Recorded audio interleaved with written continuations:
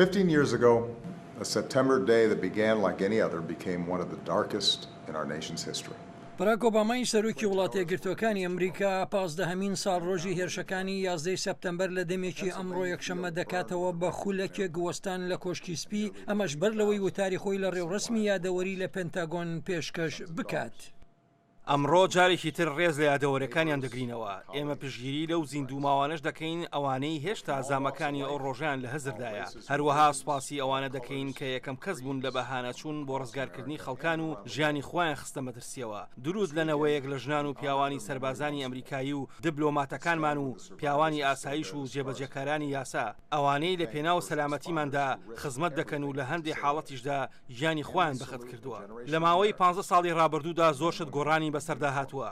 ئێمە گورزی کوشندەمان لە ڕابەرانی قاعیدە داوە، ئەوانەی لە 11 سەپتەمبەردا هێرشیان کردە سەرمان ئوسامە بن لادنمان بە سزای خۆی گەیاند. هەروەها ئاسایشی وڵاتمان بەهێز کردووە.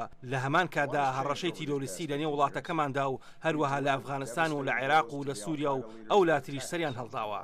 ئێمە بێوچان لە تیرۆریستانی وەک قاعیدە و داعش دەدەین و هەرچی لە تواناماندا بێت دەیکەین بۆ پاراستنی وڵاتەکەمان.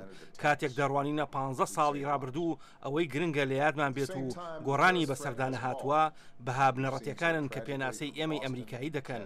هەرگیز تیرۆریستان ناتوانن شکست بە وڵاتە یەکگرتووەکانی ئەمریکا بدەن. ئێمە لەم ڕۆژەدا یادەوەری ڕاستەقینەی 11 سەپتەمبەر دەکەینەوە.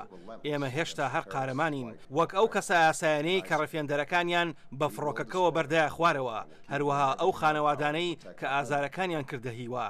ئێمە هێشتا ئەو ئەمریکاییین کە ئاگامان لە یەکتری دەبێت لە بەرەنگاربوونەوەی تیرۆریزم. چۆنێتی وەڵامدانەوەمان گرنگە، نابێت ئێمە کاردانەوەمان بە جۆرێک بێت کە پێکاتی کۆمەڵگەکەمان لاوەسکات. نزیکەی 3000 کەس لە هێرشەکانی 11 سەپتەمبەردا کوژدان، ئەوانی بە فڕۆکەی نەفر هەڵگر کرانە سەر شاری نیویۆرک و پێنتاگۆن و پەنسیلڤینیا. هێرشەکان لەلایەن ئوسامە بن لادنی سەرۆکی قاعیدەوە پلان ڕێژیان بۆ کرابوو. ئەو ڕابرەی لە مانگی 5 ساڵی 2011 لە هەڵمەتێکی هێزەکانی ئەمریکا بۆ سەر حەشارگەکەی لە پاکستان کوژرا.